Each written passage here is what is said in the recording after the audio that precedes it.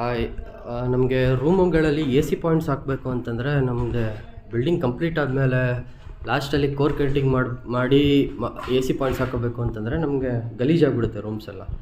ಅದಕ್ಕೆ ನಾವು building construction ಟೈಮ್ಸಲ್ಲೇ ಒಂದು ಪೈಪ್ ಬರುತ್ತೆ, ಯಾವುದಕ್ಕೆ ಎ ಸಿಗೆ ನೀರು ಮತ್ತು ಪೈಪ್ಗಳು ಹಾಕೊಳ್ಳೋದಕ್ಕೆ ಒಂದು ಪೈಪ್ ಹಾಕೊಬೇಕು ಹೊರಗಡೆಗೆ, ಎಕ್ಸ್ಟೀರಿಯರ್ ಯೂನಿಟ್ ಹಾಕೊಳ್ಳೋದಕ್ಕೆ.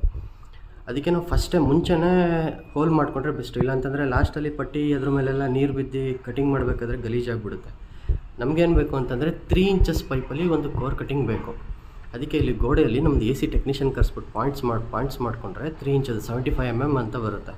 3 ಇಂಚಸಲ್ಲಿ ಒಂದು ಹೋಲ್ ಬರುತ್ತೆ. ಹೋಲ್ ಮಾಡಿಕೊಂಡ್ರೆ ಇಲ್ಲಿ ನೋಡಿ ಇಲ್ಲಿ ಡ್ರಾಯಿಂಗ್ ಮಾಡಿಸಿದ್ದೀವಿ ನಾವು ಇದರಲ್ಲಿ.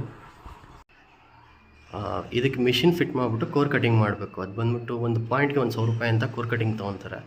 ನಾನು ನಿಮ್ಗೆ ತೋರಿಸ್ತೀನಿ ಮಿಷಿನ್ ಫಿಟ್ ಮಾಡೋದು ಹೇಗೆ ಮತ್ತು ಕೋರ್ ಕಟಿಂಗ್ ಮಾಡೋದು ಹೇಗೆ ಅಂತ ಅಂದ್ಬಿಟ್ಟು. ಇಲ್ಲಿ ಬನ್ನಿ, ನೆಕ್ಸ್ಟ್ ರೂಮಲ್ಲಿ ಫಿಟ್ ಮಾಡಿಸ್ಕೊಂಡಿದ್ದೀನಿ ನಾನು.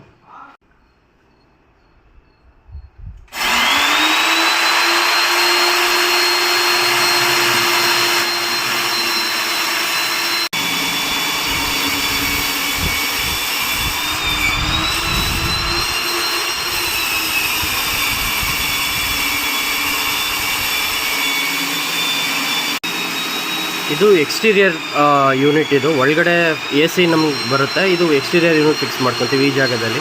ಫಸ್ಟು ಕೋರ್ ಕಟಿಂಗ್ ಮಾಡಬೇಕಾದ್ರೆ ಯಾವ ಥರ ನೋಡ್ಕೊಬೇಕು ಅಂತಂದರೆ ನಮ್ಗೆ ಅಲ್ಲಿ ಲಿಂಟಲ್ ಇರಬಾರ್ದು, ಸ್ಟೀಲ್ ಇರಬಾರ್ದು, ಎಲೆಕ್ಟ್ರಿಕಲ್ ಪೈಪ್ ಹೋಗಿರಬಾರ್ದು, ಯಾವುದು ಡ್ಯಾಮೇಜ್ ಆಗದೆ ಇರೋ ಥರ ನಾವು ಪಾಯಿಂಟ್ ಮಾಡಿಕೊಂಡು ಕೋರ್ ಕಟಿಂಗ್ ಮಾಡಿಸ್ಕೊಬೇಕಾಗುತ್ತೆ. ಇಲ್ಲಾಂದರೆ ಎಲ್ಲ ಡ್ಯಾಮೇಜ್ ಆದರೆ ಮತ್ತೆ ಕಷ್ಟ. ಲಿಂಟಲೆಲ್ಲ ಕಟ್ ಆಗಬಾರ್ದು, ಲಿಂಟಲ್ ಸ್ಟೀಲ್ ಇರುತ್ತೆ. ಇಲ್ಲಿ ನೋಡಿ, ಅಲ್ಲಿ ಓಪನ್ ಆಗಿದೆ ಪಾಯಿಂಟ್ ನಮಗೆ.